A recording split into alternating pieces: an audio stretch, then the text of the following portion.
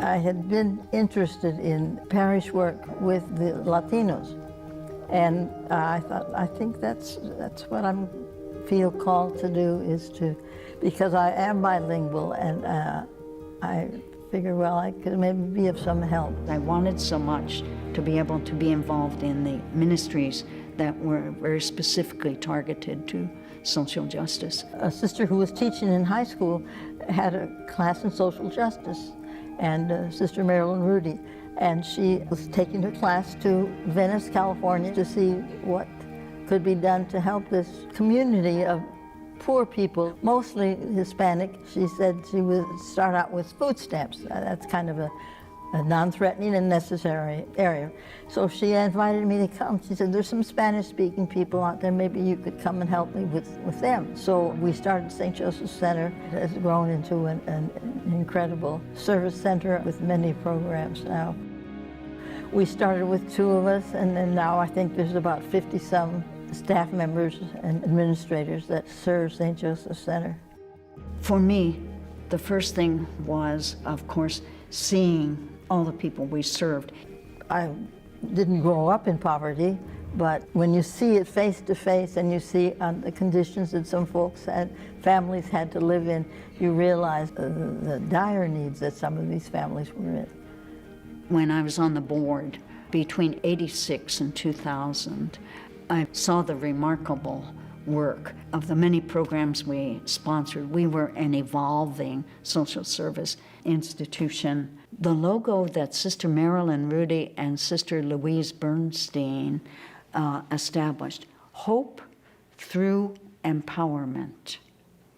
Every part of it important, to bring a person to greater hope in their life journey, not through Band-Aid measures, but through empowering them, trying to analyze, to diagnose what were the obstacles that they were facing in their lives, and what could be some programs to remedy those, to heal them, and to bring them to a place of self-sufficiency. So we had a little job desk. We had connections with some of the parishes in the area, which were very supportive and really helped us get started. Staff, how remarkable they truly are, so filled with the same love and spirit of the charism.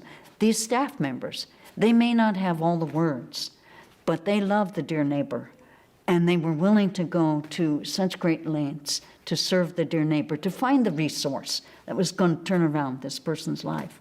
So there were a lot of homeless folks. We would make sandwiches and take them to the folks on the beach, but the city of Santa Monica did not like that, and so as a result, we fell heir to this restaurant that was closing down the street, and so we invested some money and bought the restaurant, which became Bread and Roses. And it is a restaurant, and the people, the homeless people, sign up, make a reservation, you might say, to come and have a meal. It's a lovely program because it's treating the homeless in a dignified way. There's flowers on the table and tablecloths, and they are served by volunteers. I love our volunteers, too. They're just wonderful people. Without our volunteers, we couldn't run the Bread and Roses Cafe, or we couldn't run the food pantry for the low income. Every Tuesday, I go to the food pantry, and we have such a combination of people at the food pantry, and they're so grateful. Now, along this, you get to know some people by name, which is really fun, and you get to know some of their situations. I try to interact with them. Maybe even it's saving a certain kind of bread for somebody that, you know, always wants sweet bread. And so I said, oh, we still have some. Here's a bag. Oh, thank you so much. They call me sometimes sister, sometimes hermana, sometimes mom, sometimes nothing, just thank you. I have a Russian lady who comes up to me and kisses me all the time. So I love this experience in the food pantry.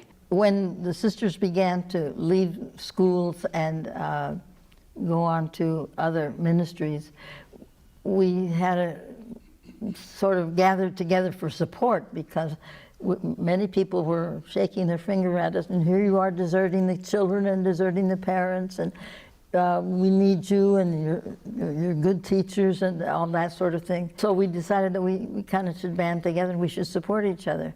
And so that group began to grow more and more and more. We're to the point now where you can, if you see a need, you can respond to it, all things being equal. I felt that I was kind of at the beginning of that, and I helped rally the forces, you might say, and support and encourage people who were feeling called, as I did, to serve the neighbor in a different way.